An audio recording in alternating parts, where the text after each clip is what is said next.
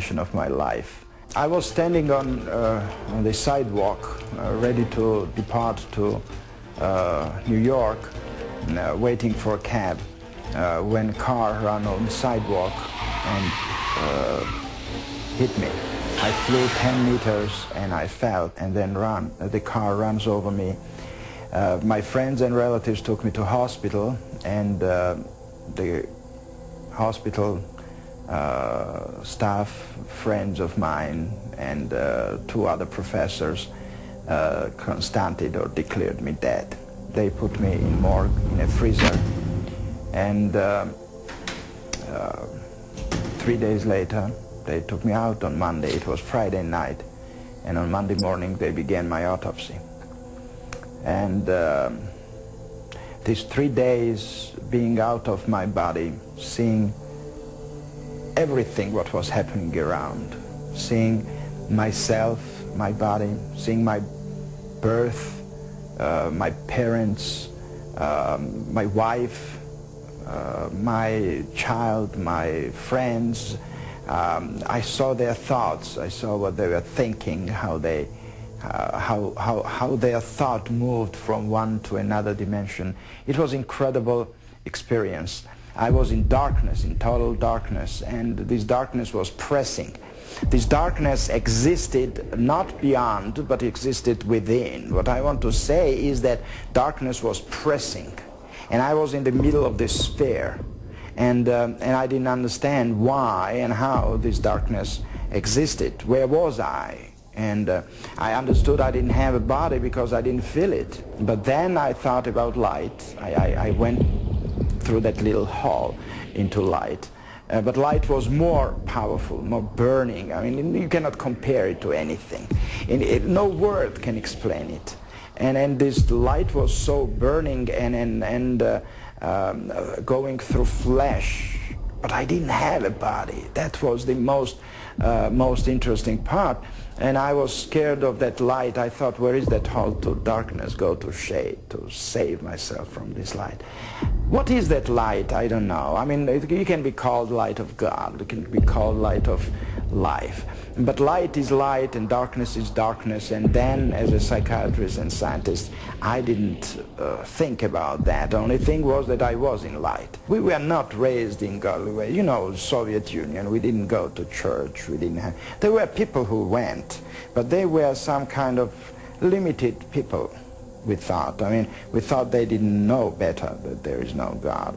But during that 3 days being in morgue, in freezer, changed all my life. To begin the autopsy, they began to cut my chest. That was the first incision. Then I opened eyes. So when I opened eyes and he saw the pupils were convulsing, becoming smaller, to say simply, he saw that it was reacting on light. It means it's life, and they put me back into hospital and began resuscitation.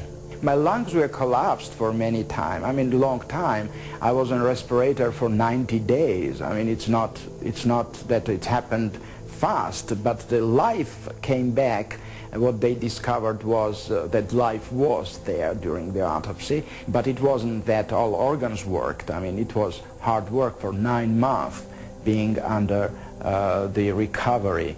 It didn't happen immediately. I mean, the life was there, but it doesn't mean that I could survive if not doctors who helped me to regenerate my health and organs. When I came to life back, a lot of different experiences happened, and I experienced a lot of rejection, a lot of fight with the reality of others, but nothing could change my mind. I knew my destination, I knew my way, and I decided to leave the country. And again, this lady from Longview, Texas, helped me to move to United States, and we came to Texas, and we continue to live in Texas still. Sometimes things are beyond our grasp, but I don't try to explain it all, because I know and I believe that God knows better, and I believe that I don't need to be explain. And why it was shown to me and why it's me chosen to be, it wasn't question, and I don't care about that, honestly. I care that it was. I deeply believe in God of love, and God is love. And I believe that God created everything for betterness and for incredible future if we don't ruin it. I was a 38-year-old college professor, and I taught art, and I had taken a group of students and my wife, and we had gone around Europe, and we had just done a 3-week tour, and this was the next to the last day. And we were in Paris, and at 11 o'clock in the morning I had a perforation of my stomach. When this happened, the pain was the most acute pain I'd ever experienced in my life, and it just dropped me right down to the ground. And so I'm twisting and kicking and moaning and screaming and yelling around on the floor, and my wife called the desk, and they called an emergency service. A doctor came, and he called an ambulance because he knew what was wrong, and they took me about 8 miles across town to the public hospital, to the General Hospital of Paris, where I was taken into emergency, examined by 2 more doctors who knew exactly what was wrong with me, and then they took me away to the surgery hospital, which was a couple blocks away. And I was parked there because there wasn't any surgeon available to do the surgery. And so there I lay for 8 to 10 hours in that hospital with no medication, no examination, no attention whatsoever, awaiting a surgeon to come to give me this operation that was critical. And it's now 8:30 at night. Nurse came in and said that they were very sorry they weren't able to get a doctor for me, and they'd get one the next day. Well, when she said that, I knew that it was over for me. I knew that I was dead. The only thing that was keeping me alive was I didn't want to die. I was scared to death of dying, because as far as I knew, I was an atheist, non-believer, person who lived for the gratification they could get out of the moment. And like dying to me was like the worst. I mean, next to the pain, dying was the worst thing that could happen to you, because it's the end of life and there was no more. There wasn't anything else.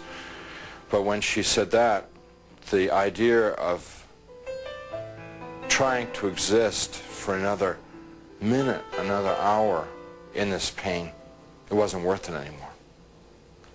I'd been hanging on in the hopes that they told me that they'd get a doctor and do the surgery and open me up and fix the problem inside of me, but when they said they couldn't get one. So I said to my wife, it's time for us to say goodbye, because I'm going to die now. And she got up and she put her arms around me. I'm lying in the bed, and she told me how much she loved me, and I told her how much I loved her, and this makes me really sad. And we made our goodbyes, you know, said those things that you'd say to who'd been married 20 years, say all those kinds of things. I can't tell you because I'll just start crying, but she finally sat down because she knew it was over. And I knew. And it was just so hard looking at her, crying like that, and I just closed my eyes. Just let it go. And I went unconscious. I probably was unconscious for a very short while. A few minutes, probably. And I was conscious again. And I looked, opened my eyes and looked, and I was standing up next to my bed. And I knew exactly where I was and what the situation was. I mean, there was no confusion in my mind. I felt more alive, more real than I've ever felt in my life. You know, people ask me, you know, were you a ghost? I was just the opposite. Very alive. As I'm looking around the room, I see that there's, underneath the sheet on the bed, there's something under the sheet, a body. And so I bent over the bed. The head was turned away from me, and I looked at the face, and it looked like me. But that wasn't possible because I was standing there. I'm alive, I'm great, you know. I mean, I'm more than great. I'm like, you know. And so I tried to talk to my wife. Can't you hear me? And Can't you hear me? You know, she couldn't hear me or see me. That's not me. But I thought What's going on that she here? just was ignoring me. So I got very angry at her for ignoring me, for not paying attention to me. And I'm screaming and yelling at her, what's going on here? Why is this body in the bed that looks like me, and how to get there and stuff like that. And I had a sneaking suspicion that the body in the bed was me. But I didn't want to think about that because that was too scary. So I'm getting really agitated and upset because this is all too weird. You know, this can't be happening. It's impossible. I've got a hospital gown on, and it's like really, everything's really real. And I hear people calling me outside the room, and they're saying to me in soft, gentle voices, Howard, you got to come with us now. Come quickly. Come out here. So I go over to the doorway of the room, and there's people out in the hallway, and they're, the hallway's dank. It's gray. It's not light or dark. It's just gray, and they're all in grayness, and they're men and women, and what they're wearing might possibly be hospital uniforms. And I asked them if they were from the doctor to take me to the operation, and I told them, I said, I'm really sick and I got to have an operation and I'm going to die if I don't get this operation. And I was supposed to have the operation 8 hours ago, and I'm telling them all this stuff, and they're going, well, we know, we understand. You know, you got to come quickly. Howard, come out here. Howard, come quickly. Come with us. Howard, we've been waiting for you. Waiting. I left the room, which was real, clear, bright, and went into the hallway, which was dank and hazy, and followed these people. We had a very long journey. There's no time, and whenever I make a reference to time, it's just an illusion because there was no time in this place. But this journey, if I were to recreate it, I'd have to walk like from Nashville to Louisville or something to recreate the walk with these people. And as we walked, they stayed around me and kept moving me on, and it kept getting darker and darker. They were becoming more and more openly hostile to me. First they were sort of syrupy sweet to get me to go with them, and then when I was going along with them, it was like, hurry up, keep moving, you know, shut up, stop asking questions, you know, they started getting more ugly. And so we get into complete darkness, and I'm absolutely terrified. These people are very hostile, I don't know where I am. I said, I'm not going to go with you any further. They said, you're almost there. And we started to fight. I was trying to get away from them. They were pushing and pulling at me. And there are now a lot of them.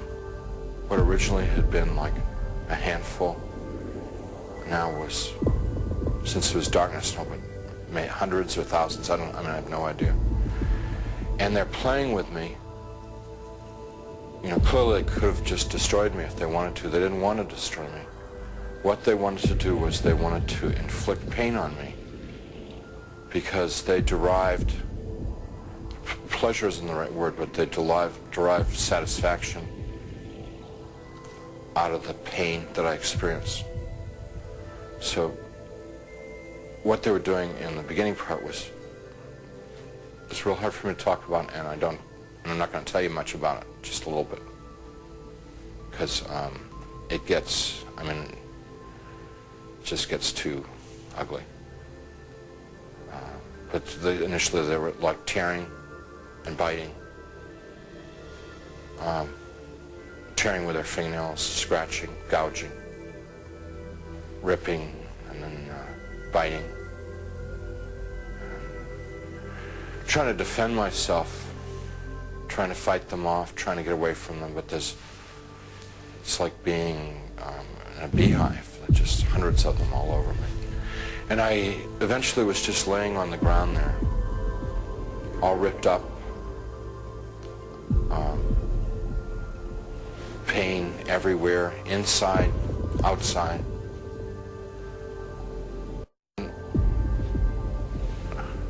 Harder to bear than the physical pain was the emotional pain of what had just happened to me.